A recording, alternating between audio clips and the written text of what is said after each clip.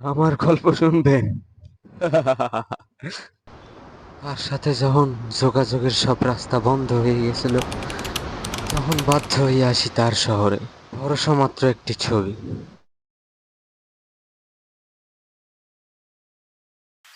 ও একটা বন্ধু ছিল। ওই বন্ধুরে আমি অনেক চেষ্টা করছি ফোনে পাওয়ার, কিন্তু আমার যে বড় দুর্ভাগ্য, আমি তারেও পাই নাই। কি করবো আর?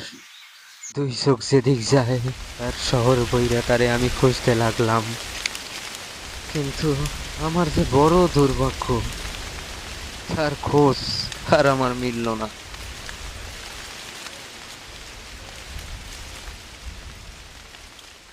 পাইলাম না।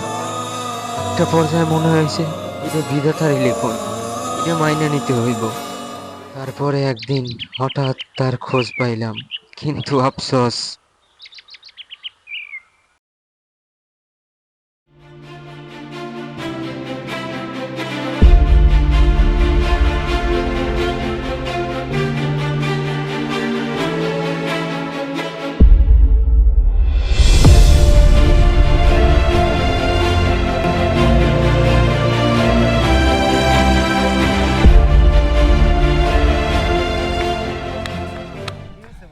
ভাই আপনি দৌড়াইতে আছেন কেন?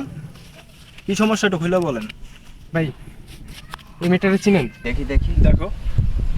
তো মাহিকে খুঁজো কেন তুমি? ভাই, আমার আর মাহির বিগত 2 বছর যাবত একটা রিলেশন। তো ও যা যা চাইছে ওর জন্য আমি সব করছি, আর যা চাইছে সব দিছি। তো বিগত 10-15 দিন ধরে ওর ফোন বন্ধ, ওরে কোনো জায়গায় পাচ্ছি না। আর লাস্ট আমার একটা ঠিকানা ছিল, তো আমি এই ঠিকানায় পৌঁছাই।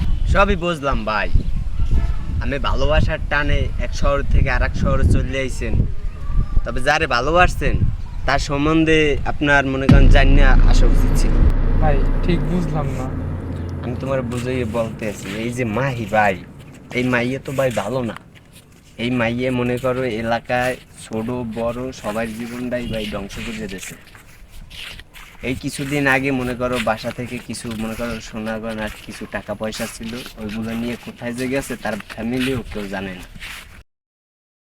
সবাই তো শুনলেন, সবাই বুঝলেন। শুধু শুধু আপনি এই শহরে থেকে আপনার জীবনটা নষ্ট করেন না। আপনার নিজের শহরে চলে যান, ওখানে যাই আপনার সুন্দর মতন আপনার জীবনটা সাজায় না। এটাই আপনার জন্য বেটার।